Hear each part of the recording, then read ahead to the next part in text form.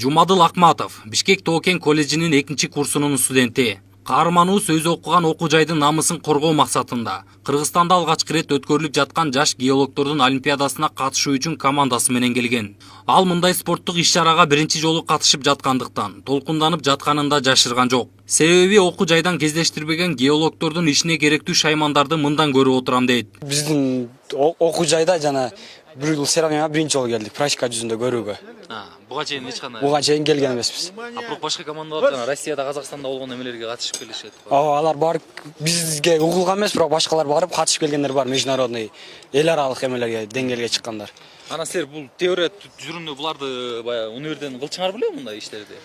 Негизги биздин колледжде бул биринчи жолу болуп жатат. Биздин практика жүзүндө жана колдонгонубузда да бул палатка тигүү бизде биринчи жолу.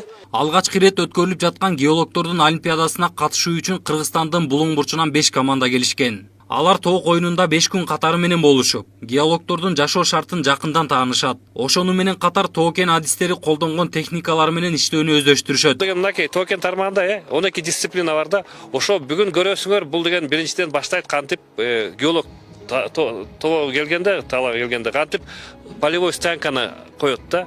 Палатканы коюп, мындай обустройство кылат да.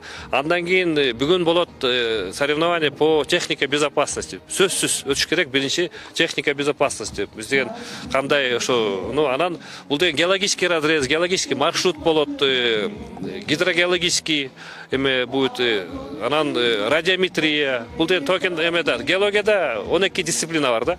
Ошо 12 дисциплина менен соревнование болот да.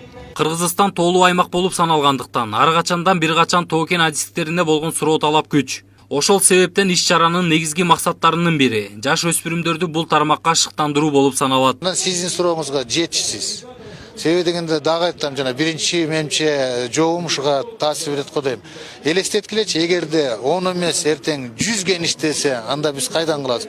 Буга чейин союз учурунда эмне үчүн адистер жетишип келген? Себеби дегенде адистердин баарын биз тыштан келип алууга мүмкүнчүлүк болгон. Бүт союз даярдаган.